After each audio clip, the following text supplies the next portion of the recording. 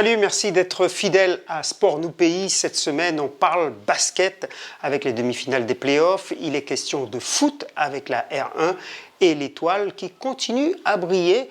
Et on verra la belle victoire de Ivenson Nicolas lors du Grand Prix Belova. Et pour finir, un petit retour sur les Jeux de Guyane avec Jemima la Supersonique. Allez, Sport Nous Pays, c'est maintenant.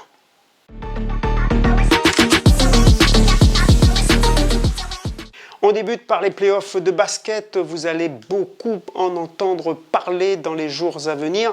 Les finales des playoffs vont bientôt débuter, mais revenons d'abord sur les demi-finales, à commencer par celle opposant les championnes en titre, le Sport Guyanais, face à l'ASAM. Les Cayennaises s'étaient imposées à l'aller 50-42. Les retrouvailles s'annonçaient chaudes. Voyons tout ça. Le hall François Bartel était bien rempli pour ce match retour et comme à l'aller, ce sont les Macouriennes qui prennent une fois de plus le meilleur départ, déterminées et à droite. Elles vont prendre les devants dès le premier quart-temps, menant 14-10. Elles vont encore accentuer leur avance lors du deuxième quart-temps, atteignant la pause avec 10 points d'avance. On a eu du mal à rentrer dedans, on a des absentes, on a une de nos joueuses qui est blessée. On en a deux, non, on a trois joueuses qui sont blessées. Donc voilà, et on a un petit peu remodelé l'effectif pour ce match-là, mais on savait aussi que ça pouvait arriver, donc on a préparé en conséquence. Et puis après, c'est surtout encore notre adresse qui prend du temps à venir. Petit à petit, elle va revenir justement cette adresse. Christelle Saint-Luce, auteure de 3 tirs primés, et Mahendra Bido, avec 17 points, vont ramener le sport au tableau d'affichage. L'ASAM va baisser pavillon pour la 5e fois de la saison face au sport, malgré les 16 points de Génie Ledlow. Je pense que ce qui nous tue un peu dans cette demi-finale, c'est notre physique, notre condition physique, malheureusement. Parce qu'au niveau de la régularité, au niveau des entraînements, les filles, malheureusement, avec les blessures, n'ont pas été régulières. Après, ce n'est pas une excuse, on peut techniquement pouvoir gérer un match, mais lorsque vous n'êtes pas en forme, on va dire physiquement, et qu'il manque de l'énergie, malheureusement, on a des manques de lucidité. Le sport s'impose 53-48 et va tenter de défendre son titre face à une équipe de Sinnamary, sans doute revancharde. Quand on est champion, l'objectif la saison d'après, c'est de défendre son titre. Donc là, on va le défendre. Et puis, voilà, on va pouvoir le préparer une bonne semaine. On aura une bonne semaine pour travailler, récupérer aussi. D'accord, reposer les organismes tranquillement pour pouvoir bien travailler ces finales. Ce n'est pas une finale, ce sont 6 finales, c'est 3 matchs à gagner. Donc il faudra bien les préparer mentalement, physiquement, afin de pouvoir défendre notre titre et de le conserver. Cela nous promet donc une belle bagarre entre deux équipes qui montent en puissance.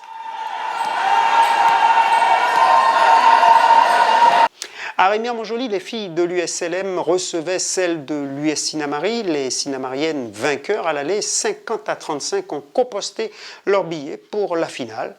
Elles l'emportent 53-34. Elles vont défier une nouvelle fois les Cayennaises du sport afin de retrouver le titre de championne perdu l'an dernier. Écoutons Carl Cossé, l'entraîneur de l'US Sinnamary. On va préparer le match comme on le fait tout le temps. C'est sûr que le sport est champion en titre. Donc nous, on va essayer de voir comment récupérer le titre, Sinnamary. Mais c'est sûr que ce sont des rencontres qui sont très difficiles. Donc je pense que ce sera 50-50. Ce sera les filles qui seront les meilleures physiquement. Je pense que nous, on devra être présents pour rencontrer le Sport Guyanais. Vous attendiez à vous qualifier en 2 matchs face à Montjoly? Oui, on savait qu'on pouvait se gagner en 2 matchs. Mais bon, le match retour contre Montjoly, on gagne d'1 point. Donc ça a mis un peu le doute. Après, vous savez, lorsque les matchs sont un peu faciles, donc on a toujours l'impression d'être moins à fond, de contrôler un petit peu, et parfois on peut se faire surprendre. Comme à Sinnamary, on se fait surprendre. Chez les messieurs, la Tour a eu un déplacement infructueux à Sinnamary. Les locaux se sont offerts une belle en s'imposant 93-83. Le match d'appui est prévu ce mardi. Le Cosma, lui, attend son adversaire puisqu'il n'y a pas eu de suspense. Les Saint-Laurentais n'ont pas fait de détails, dominant 80-40 une jeune équipe de Montjoly. Écoutons tout de suite Ghislain Daniel, le coach du Cosma. On s'est dit que c'est une équipe qui, à domicile, elle est très dangereuse. Donc il faut vraiment prendre cette équipe-là au sérieux. Chose que mes joueurs ont pu faire, on a mené tout le match. Et on savait très bien qu'à un moment donné, mentalement, par rapport à l'enjeu et la pression qu'ils ont, ils auraient pu lâcher. Donc c'est ce qu'on a pu faire. On a tenu un écart de 20 points pendant un bon moment et puis à un moment donné, ils ont lâché et puis on a atteint les 40 points. Ben, je tiens à féliciter cette équipe qui a fait une bonne saison. Maintenant, c'est la finale. Ouais, c'est la finale. Bon, on va attendre notre adversaire. Apparemment, je crois que la Tour et Sinamari sont un partout. Donc, il y aura une belle pour eux. Donc, quelle que soit l'équipe, eh ben, on va devoir se préparer, se concentrer sur nous-mêmes pour pouvoir remporter ce titre cette année. Qu'est-ce que vous avez préféré? Connaître votre adversaire dès ce soir ou est-ce que ça fait une différence pour vous de les jouer, de connaître votre adversaire un peu plus tard? Est-ce que vous avez par exemple est-ce que vous avez quelque chose en tête, un schéma en tête pour contrer telle ou telle équipe? Non, nous on reste sur nos principes. Quelle que soit l'équipe que nous allons rencontrer, on garde nos principes, que ce soit en attaque et en défense. Et nous on va pas s'adapter, on va jouer en fonction de notre jeu, sur nos points forts et se concentrer un peu sur nos points faibles pour essayer de ne pas rester trop longtemps sur comment je vais dire, sur des choses que sur nos points négatifs quoi. Donc on essaie de travailler là-dessus pour pendant ces moments-là, quand ça dure moins longtemps. Donc on se concentre d'abord sur nous et pour revenir à votre question, en général on se dit que quand une équipe joue plus longtemps, elle sera fatiguée, mais on peut leur donner du rythme. Donc nous on n'a pas de préférence et puis quelle que soit l'équipe qu'on va rencontrer, il faut qu'on joue notre basket. Le plus important, que ça soit Sinamari, que ça soit la Tour, si on gagne, on gagne. Donc nous on viendra pour gagner.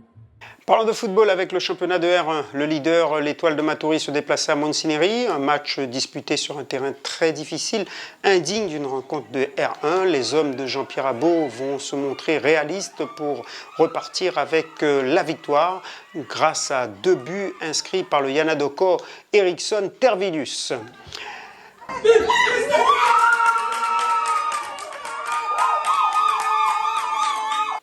Voyons justement les résultats sur une journée qui n'a pas été complète puisque le match Geldar SCK a été reporté suite au décès d'un joueur du SCK.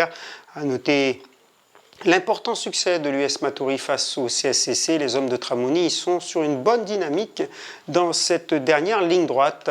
Grand Santi et Saint-Georges avec un triplé d'Alan Cuti enfonce un peu plus l'Olympique et le Sport Guyanais. Cela nous donne au classement l'Étoile qui se rapproche de plus en plus du titre.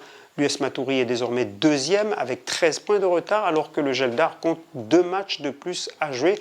Il est aujourd'hui à 14 points. Le SCK, lui, est toujours 4e dans l'optique de la qualification, bien sûr, pour la Coupe Vive de la saison prochaine. Mais attention quand même au sprint final. Tout cela n'est pas encore figé en tête de classement. En bas de classement, en revanche, Caraïbes est barragiste et le Sport Guyanais est relégable au goal average simplement, alors que Balata a pratiquement un pied en R2. N'oubliez pas, mercredi soir, la finale de la Coupe Vive entre le Geldar et l'Étoile à 20h au stade Edmar Lama.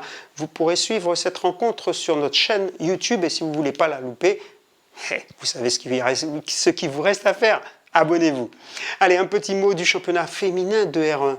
Les filles du Cosma ont fait tomber les championnes en titre Loyola 3-0. Elles passent en tête du classement au goal average devant les Montjoliennes. L'Olympique, lui, est 3e, le SCK 4e.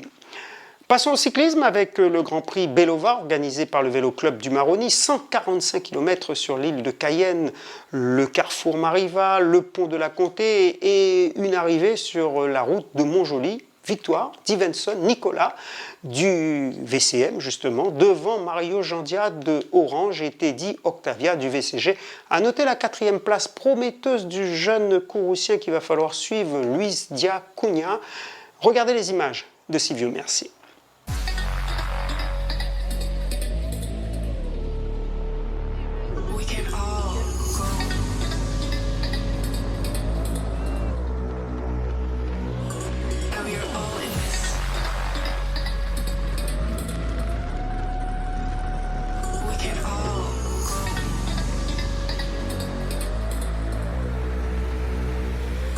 Close your eyes.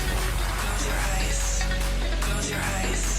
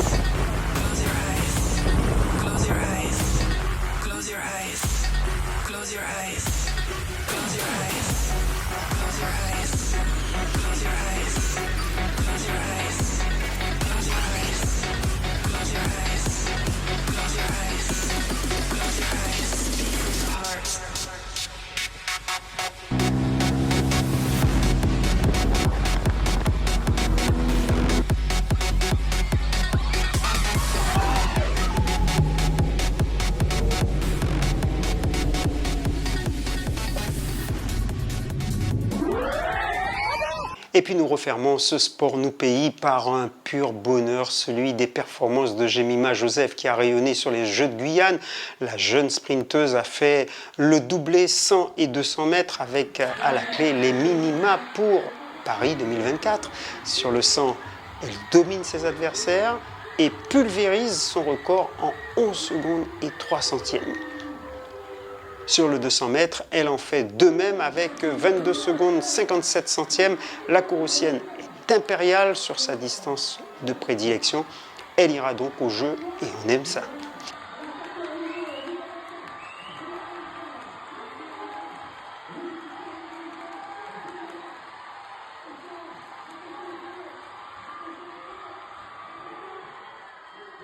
Quant au retour des Jeux, 21 ans plus tard, et malgré la pluie, le public a répondu présent. La manifestation a renoué avec le succès. Vivement les prochains. Merci à Célia pour ces images. Bravo encore aux dirigeants, aux petites mains de la Ligue d'athlétisme. Rendez-vous dans 2 ans pour une nouvelle édition. Allez, on s'arrête là, on se retrouve la semaine prochaine. D'ici là, abonnez-vous à la chaîne et faites tourner le lien. Prenez soin de vous et faites du sport. Allez, ciao!